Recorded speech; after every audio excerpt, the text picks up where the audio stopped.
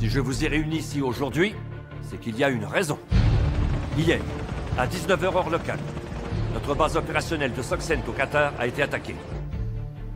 Personne n'a encore revendiqué cet acte de guerre. Et le seul indice que nous possédons à l'heure qu'il est ce son.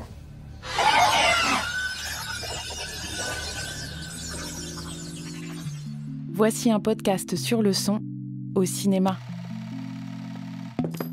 Comment on le fabrique et à quoi il sert.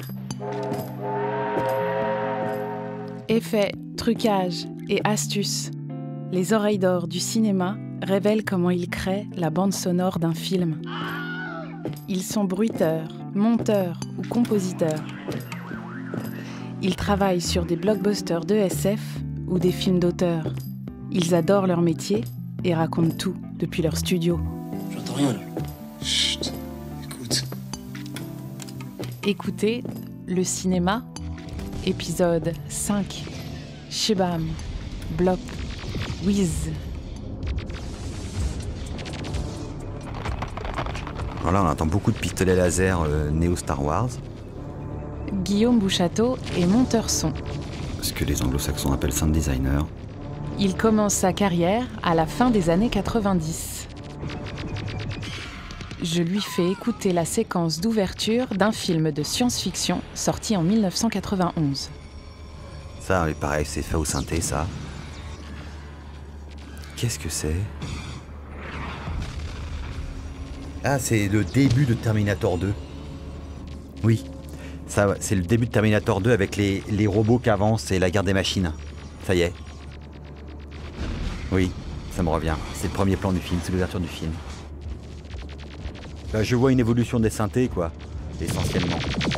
Là, on est en train de passer au tout numérique en 91. C'est quasiment fait uniquement au synthé, quoi. Et ça accuse son âge déjà. Mais on est en multipiste, ça commence à devenir sophistiqué. On entend énormément de sons à la fois.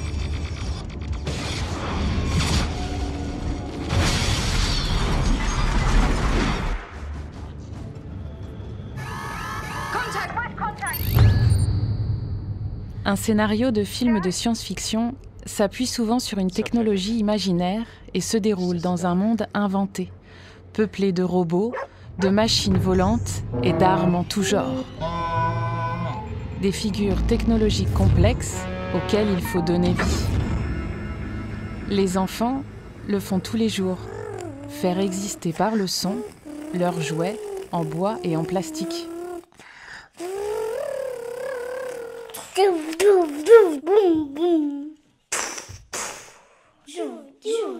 Au cinéma, c'est le travail d'ingénieurs du son comme Pascal Villard de donner une base sonore à tout un univers imaginaire. Et les Américains ont donné un terme à ce travail précis. Ce qu'on appelle le sound design, donc, qui est un terme anglo-saxon qui veut dire création sonore, ça consiste à élaborer une bande-son qui serait cohérente sur l'ensemble du film, donc un univers sonore qui serait défini par rapport à des intentions de réalisateur comme d'une espèce d'arc narratif. Plus prosaïquement, le sound design consiste dans la partie du montage son qui est de créer des sons.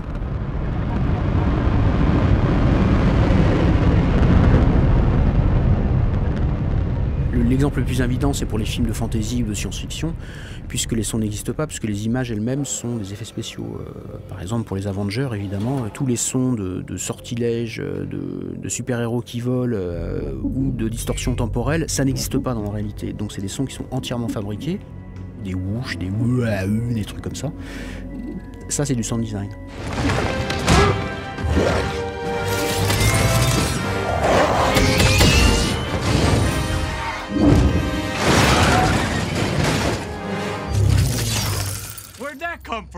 Donc on crée souvent des sons qui n'existent pas. Il y a un truc très bête, déjà les coups de poing. Bon bah si tu donnes des coups de poing à quelqu'un, ça fait pas de bruit. Tu donnes un coup de poing à quelqu'un, ça fait un bruit très mat, ça fait ça quoi. C'est pas très intéressant. Au cinéma, c'est des bruits monstrueux, c'est-à-dire que on tape avec des battes de baseball dans des carcasses de bidoche, on fait des trucs incroyables. On triche.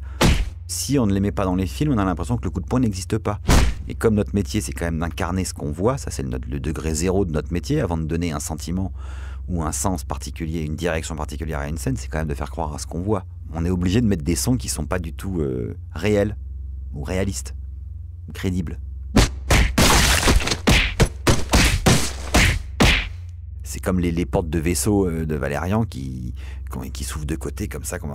C'est deux pots contreplaqués avec une poulie, quoi. Puis il y a des becs qui tirent la poulie, donc ça fait cring, cring. Ça fait un pauvre bruit de grincement de bois et de poulie, quoi. Ça fait pas du tout... Commander, the Council is waiting.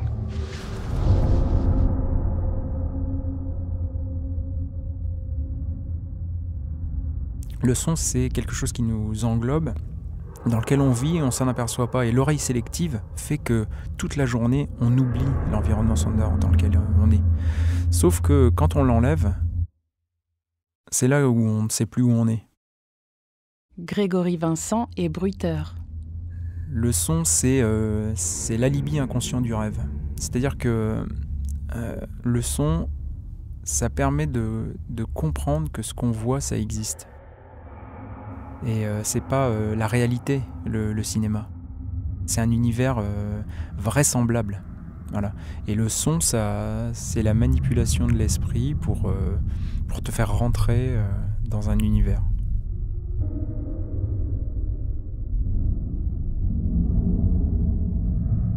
Il y a un exemple typique pour le film de science-fiction, c'est La Guerre des Étoiles. Et il y a eu un travail de son puisque le réalisateur George Lucas s'intéressait déjà beaucoup au son sur ses deux premiers films, que ce soit THX 138 qui était un film de science-fiction et American Graffiti qui était un film sur sa jeunesse, sur les gars qui faisaient des courses de voitures. Et donc c'est quelqu'un qui s'intéressait au son. Et quand il a fait Les Guerres des Étoiles, il a demandé à son sound designer qui s'appelle Ben Burt, en gros je vais faire un film de science-fiction, mais je veux pas le son des films de science-fiction habituels. À l'époque, les films des années 50 de science-fiction, c'était toujours des espèces de synthés, des ondes, et quand il y avait des soucoupes violentes, des sons pas du tout réalistes.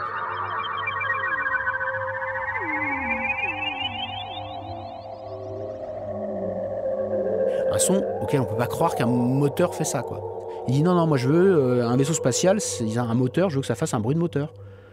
Mais tout est imaginaire, donc il faut qu'on y croit.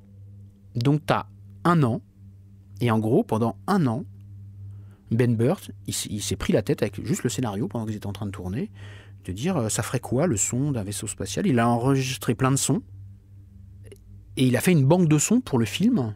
Par exemple, le son des chasseurs qui passent, là, les trucs qui passent, en fait c'est un mélange de moteurs de je sais plus quoi filtré avec un son d'éléphant. Si vous écoutez bien, c'est un barrissement d'éléphant. Et du coup, il a inventé un univers sonore qui fait encore date aujourd'hui.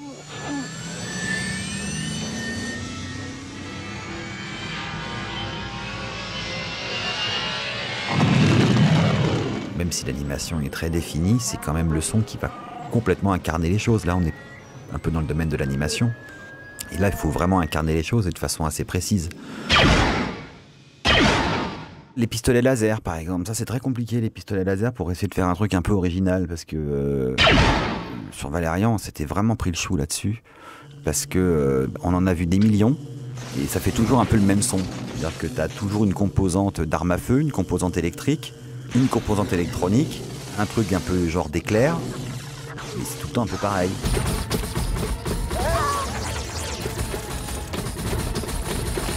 Il faut essayer de trouver une espèce d'originalité là-dedans, quoi. Donc c'est des sons qui prennent beaucoup de place déjà en eux-mêmes, qu'on met assez fort, tu vois, des trucs qui font stratch, qui ont énormément d'énergie, et du coup qui suffisent à eux-mêmes.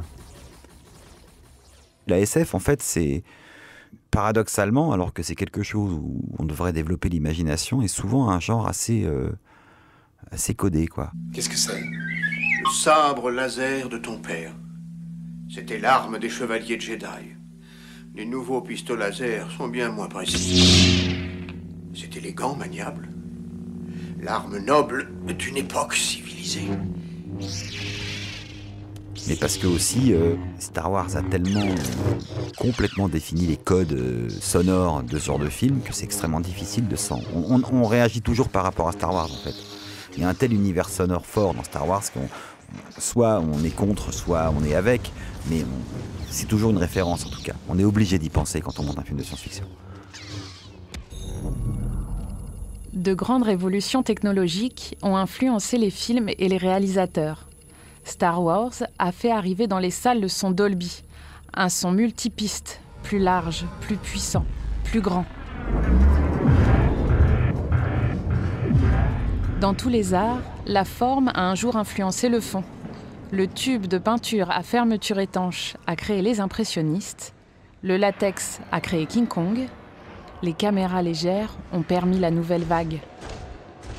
Ainsi, des films deviennent des marqueurs temporels importants. C'est le cas pour Planète Interdite, sorti en 1956.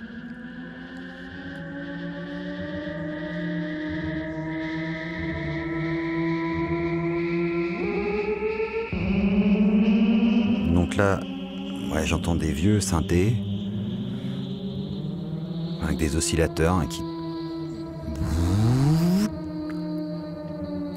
qu'on fait monter en fréquence, et puis il y a une espèce de bruit un peu sifflant, résonnant, avec un filtre résonnant derrière qui fait chut. Et puis des sons graves derrière, ça c'est typiquement Planète Interdite. On faisait ça avec ce qu'on avait pour faire un peu moderne, donc des synthés quoi.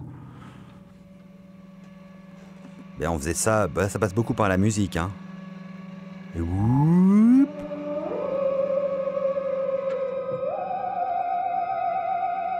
Les premiers, ce qu'on a appelé les premiers synthétiseurs producteurs de musique de façon totalement artificielle, enfin de façon en tout cas électronique, datent quand même de la fin du 19e siècle.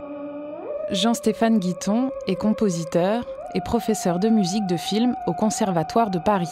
Que ce soit les ondes Martenot, le thérémine, le trotonium, le novacorde, tout ça sont des instruments qui existent depuis le début du siècle. Et ces instruments-là et ce type de musique n'ont été utilisés pendant un temps que pour décrire soit la folie, soit la déviance, les alcooliques, les drogués, ce genre de choses. Et c'était toléré seulement à ce moment-là. Et là, tout d'un coup, à partir du milieu des années 50 à peu près, la technique évolue, donc la narration possible évolue aussi, les sujets de narration évoluent, on peut commencer à diversifier, c'est-à-dire plus être seulement dans le mélodrame, le western, le policier, le thriller et compagnie. On peut développer, notamment si on pense à la SF ou au fantastique.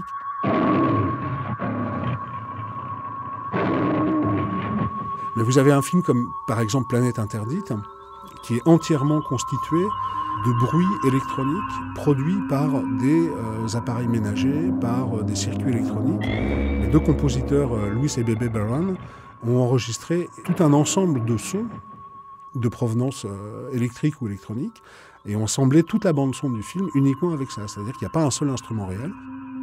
Ce qui leur a valu d'ailleurs les foudres du syndicat des musiciens aux États-Unis. Ils n'ont pas eu le droit d'être déclarés comme compositeurs pour ce film.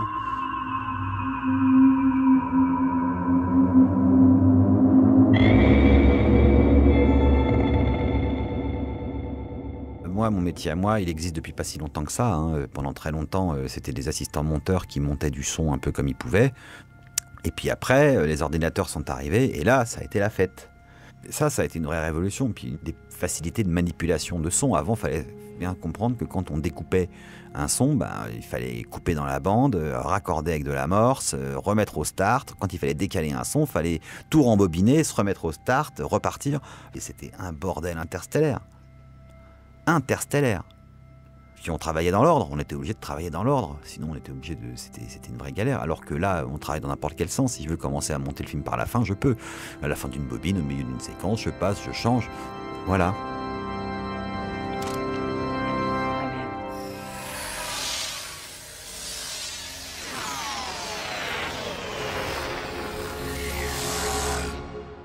Matrix, pour moi, a fait rentrer le cinéma dans l'esthétique numérique et à l'image et au son.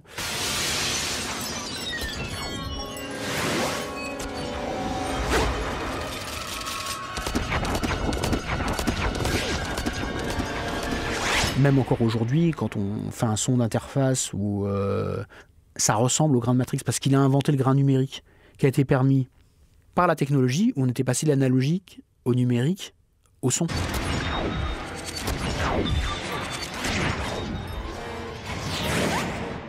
Donc on avait une gamme de ce qu'on peut entendre en son faible ou en son fort, beaucoup plus importante qu'à l'époque du Dolby Stereo.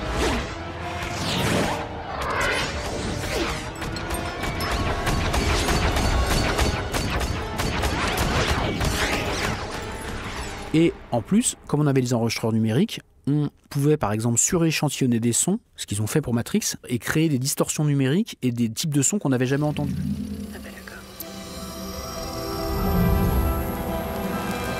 Par exemple, tous les sons d'interface quand ils passent à travers les téléphones et les trucs qui font des trucs comme ça, avec une texture très numérique, qui est des sons qui, à l'époque de l'analogique, ne pouvaient pas s'enregistrer parce que ça n'existait pas comme type de son.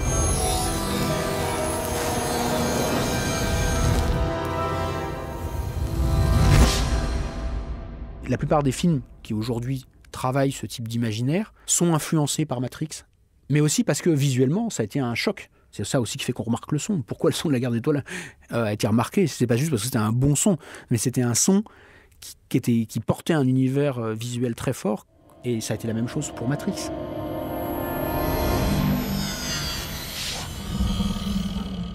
Les potentialités du son, de changement et d'évolution du son par rapport à l'image, sont énormes. Au son, à l'image, on peut changer maintenant avec les effets spéciaux, le numérique, on peut changer, mais ça a un coût beaucoup plus important que le son. Moi, rien ne m'empêche, au sortir de notre interview, d'aller enregistrer un son pour le monter sur le film sur lequel je suis en train de faire, si j'en ai besoin ou si je ne l'ai pas dans ma sonothèque. Ça ne va pas mobiliser une équipe de 50 personnes. Et surtout, pour tous les sons qui ne sont pas des sons réalistes, la limite, c'est mon imagination et ma manière de produire les sons et ma technicité pour produire les sons et mes idées.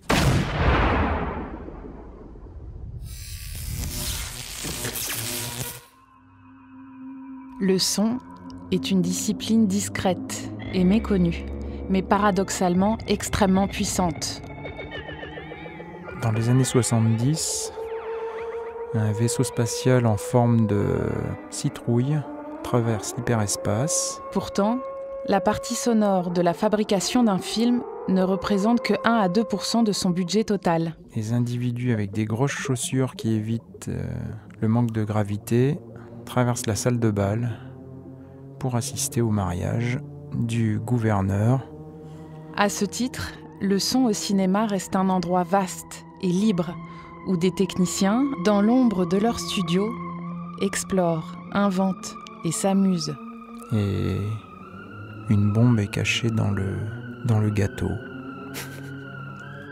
Alors, éteignez la lumière, allumez le projecteur et surtout, montez le son. arteradio.com